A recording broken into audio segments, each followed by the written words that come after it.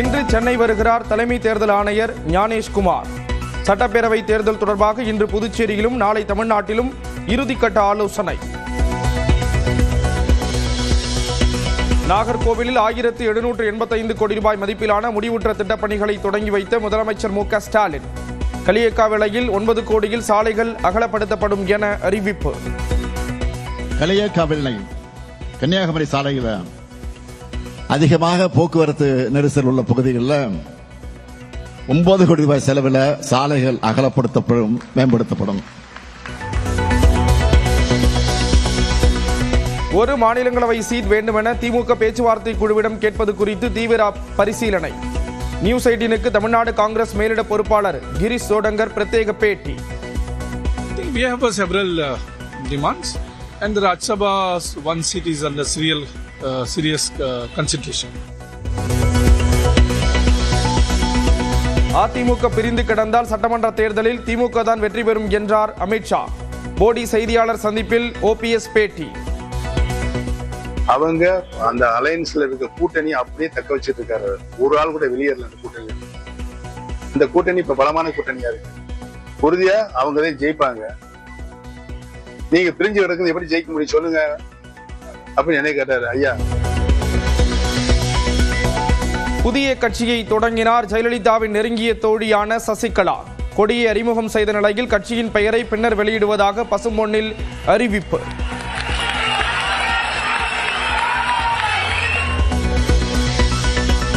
முதலமைச்சராக்கிய தன்னை காகிதம் போல் தூக்கி போட்டதாக எடப்பாடி பழனிசாமி மீது சசிகலா விமர்சனம். பெங்களூரு சிறையில் இருந்து சென்னைக்கு மாறியிருந்தால் இப்போது இருந்திருப்பேனா என்றும் பகீர் பேச்சு. அம்மா நீங்க சென்னை ஜெயிலுக்கே நம்ம மாத்திக்கலாம், நீங்க ஏன் பெங்களூர்ல இருக்கணும் அப்படின்னு கேட்டாங்க. ஏதோ தெய்வாதீனமா எனக்கு கடவுளே சொன்னிச்சு போல இருக்கு. இல்லைன்னா நான் இன்னைக்கு பேசிக்கிட்டு இருப்பேனாங்கிறதே கஷ்டம். போற போக்கை பார்த்தால் அதிமுகவுக்கே பாஜக தான் தொகுதியை ஒதுக்கி தரும் போல் இருக்கிறது. மோடியா இந்த லேடியா என்று கேட்ட ஜெயலலிதாவின் உண்மை தொண்டர்கள் சிந்திக்க வேண்டிய நேரம் இது என சிபிஎம் மாநில செயலாளர் சண்முகம் எக்ஸ் பதிவு. தேர்தலுக்கு முன்னர் இலவச வாக்குறுதி திட்டங்களை அறிவிக்க தடை விதிக்க கோரிய மனு உச்சநீதிமன்றத்தில் இன்று விசாரணை.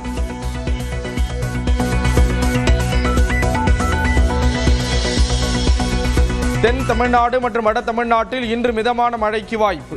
சென்னை, திருவள்ளூர், காஞ்சிபுரம் உள்ளிட்ட 9 மாவட்டங்களில் அதிகாலையில் பனிமூட்டம் நிலவும் என வானிலை மையம் கணிப்பு. கோவை மாவட்டம் சூலூர், கருமத்தமட்டி பகுதிகளில் மிதமான மழை. கடந்த சில நாட்களாக வாட்டிய வெப்பம் தணிந்தது. விருதுநகர் மாவட்டம் மதுராயிருப்பு சுற்றுவட்டார பகுதிகளில் மழை. பலத்த காற்றுடன் வெளுத்து வாங்கிய மழையால் தணிந்த வெப்பம்.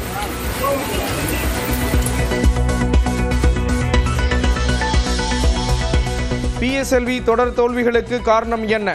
வல்லுநர்கள் கொண்ட குழுவை அமைத்து விசாரணை நடத்தும் இஸ்ரோ.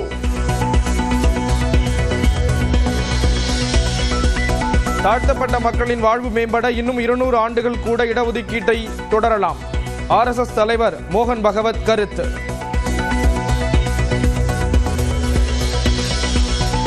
ஆந்திர பிரதேச மாநிலம் கண்டலேறு அணையில் இருந்து சென்னைக்கு கிருஷ்ணா நதிநீர் திறப்பு. கோடைக்கால குடிநீர் தேவையை பூர்த்தி செய்ய முதற்கட்டமாக வினாடிக்கு 500 கனஅடி நீர் வருகிறது. கேரள மாநிலத்தின் பெயரை கேரளம் என்று மாற்றுவதற்கு மத்திய அமைச்சரவை ஒப்புதல். சட்டப்பேரவை தேர்தல் நெருங்கும் நிலையில் நடவடிக்கை.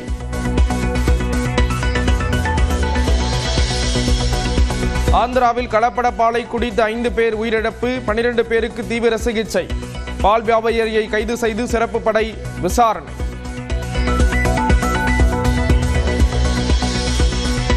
ஒரே நாடு ஒரே வாக்காளர் பட்டியல் என்ற நிலையை நோக்கி நகரும் தேர்தல் ஆணையங்கள்.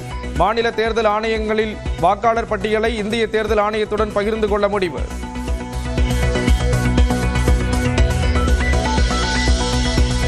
யுபிஎஸ்சி குடிமைப்பணி தேர்வுக்கு விண்ணப்பிப்பதற்கான அவகாசம் நீட்டிப்பு. நேற்று மாலையுடன் அவகாசம் நிறைவடைய இருந்த நிலையில் வரும் வெள்ளிக்கிழமை வரை விண்ணப்பிக்க அனுமதி. திருச்செந்தூர் மாசி திருவிழாவின் 3ஆம் நாளான நேற்று வெள்ளி யானை வாகனத்தில் எழுந்தருளிய குமரவிடங்கு பெருமான் 8 ரத வீதிகளிலும் உலா வந்த முருகனை வழிபட்ட பக்தர்கள்.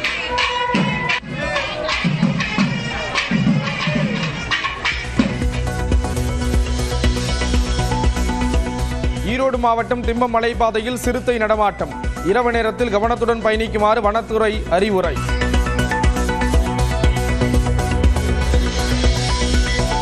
அமெரிக்காவை மீண்டும் அச்சுறுத்தும் பனிப்புயல். வடகிழக்கு மாகாணங்களில் அவசர நிலை பிரகடனம்.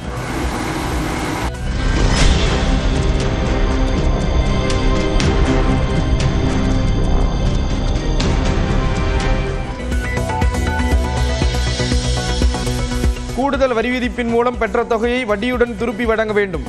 டிரம்பின் வரி விதிப்பை நீதிமன்றம் ரத்து செய்த நிலையில் ஃபெடெக்ஸ் நிறுவனம் வழக்கு. கேப்டன் ஹாரி புரூக் அதிரடி சதத்தால் பாகிஸ்தானை வீழ்த்தியது இங்கிலாந்து. தொடர்ந்து 5வது முறையாக T20 உலகக்கோப்பை அரையிறுதிக்கு தகுதி பெற்று சாதனை.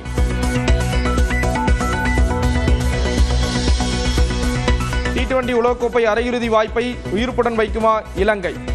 நியூசிலாந்து அணியுடன் கொழும்பு பிரேமதாச மைதானத்தில் இன்று பலப்பரீட்சை.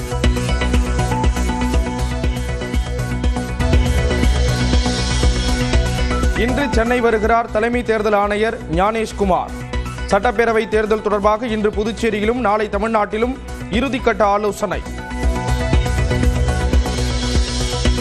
நாகர்கோவிலில் 1785 கோடி ரூபாய் மதிப்பிலான முடிவுற்ற திட்டப்பணிகளை தொடங்கி வைத்த முதலமைச்சர் மு.க. ஸ்டாலின். களியக்காவிளையில் 9 கோடியில் சாலைகள் அகலப்படுத்தப்படும் என அறிவிப்பு.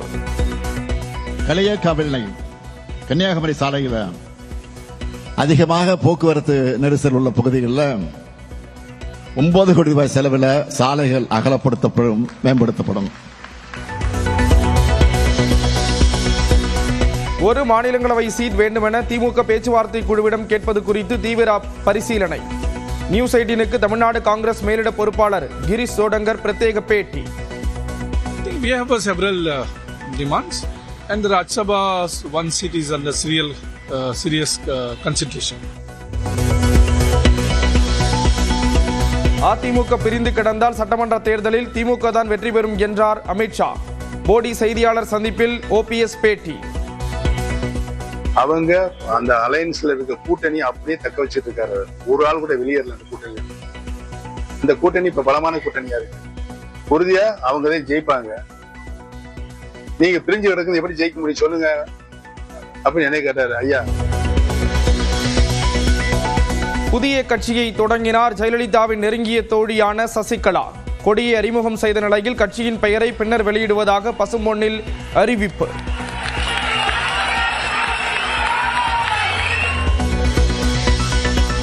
முதலமைச்சராக்கிய தன்னை காகிதம் போல் தூக்கி போட்டதாக எடப்பாடி பழனிசாமி மீது சசிகலா விமர்சனம். பெங்களூரு சிறையில் இருந்து சென்னைக்கு மாறியிருந்தால் இப்போது இருந்திருப்பேனா என்றும் பகீர் பேச்சு. அம்மா நீங்க சென்னை ஜெயிலுக்கே நம்ம மாத்திக்கலாம், நீங்க ஏன் பெங்களூர்ல இருக்கணும் அப்படின்னு கேட்டாங்க. ஏதோ தெய்வாதீனமா எனக்கு கடவுளே சொன்னிச்சு போல இருக்கு.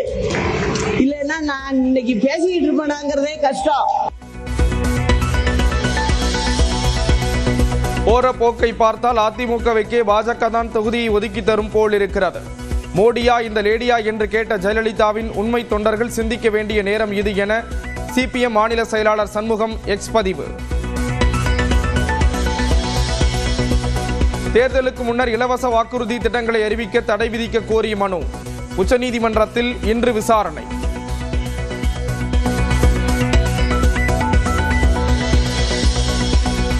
தென் தமிழ்நாடு மற்றும் வட தமிழ்நாட்டில் இன்று மிதமான மழைக்கு வாய்ப்பு. சென்னை, திருவள்ளூர், காஞ்சிபுரம் உள்ளிட்ட 9 மாவட்டங்களில் அதிகாலையில் பனிமூட்டம் நிலவும் என வானிலை மையம் கணிப்பு. கோவை மாவட்டம் சூலூர், கருமத்தமட்டி பகுதிகளில் மிதமான மழை.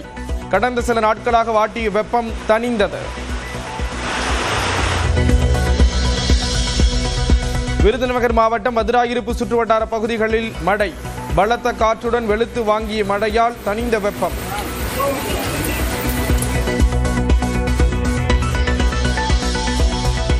PSLV தொடர் தோல்விகளுக்கு காரணம் என்ன? வல்லுநர்கள் கொண்ட குழுவை அமைத்து விசாரணை நடத்தும் இஸ்ரோ.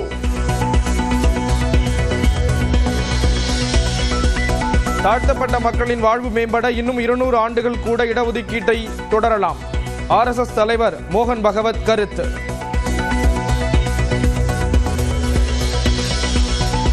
ஆந்திர பிரதேச மாநிலம் கண்டலேறு அணையில் இருந்து சென்னைக்கு கிருஷ்ணா நதிநீர் திறப்பு.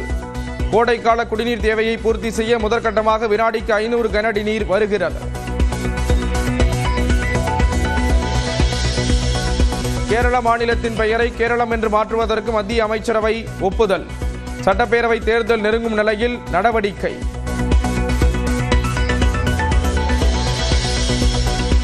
ஆந்திராவில் கலப்பட பாலை குடித்த 5 பேர் உயிரிழப்பு, 12 பேருக்கு தீவிர சிகிச்சை.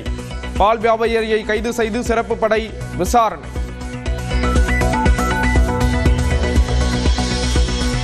ஒரே நாடு ஒரே வாக்காளர் பட்டியல் என்ற நிலையை நோக்கி நகரும் தேர்தல் ஆணையங்கள். மாநில தேர்தல் ஆணையங்களில் வாக்காளர் பட்டியலை இந்திய தேர்தல் ஆணையத்துடன் பகிர்ந்து கொள்ள முடிவு.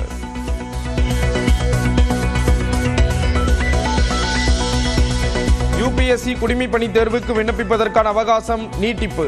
நேற்று மாலையுடன் அவகாசம் நிறைவடைய இருந்த நிலையில் வரும் வெள்ளிக்கிழமை வரை விண்ணப்பிக்க அனுமதி. திருச்செந்தூர் மாசி திருவிழாவின் 3ஆம் நாளான நேற்று வெள்ளி யானை வாகனத்தில் எழுந்தருளிய குமரவிடங்கு பெருமான். 8 ரத வீதிகளிலும் உலா வந்த முருகனை வழிபட்ட பக்தர்கள்.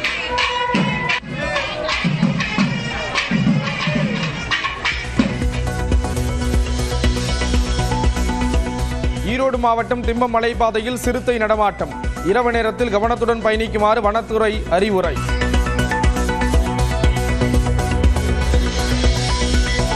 அமெரிக்காவை மீண்டும் அச்சுறுத்தும் பனிப்புயல். வடகிழக்கு மாகாணங்களில் அவசர நிலை பிரகடனம்.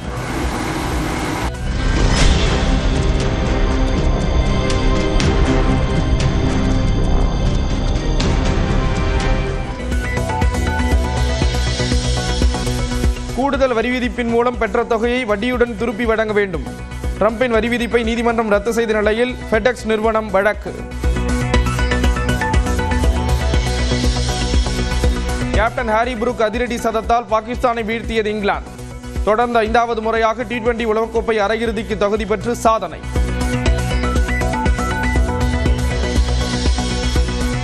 T20 உலகக்கோப்பை அரையிறுதி வாய்ப்பை உயிர்ப்புடன் வைக்குமா இலங்கை?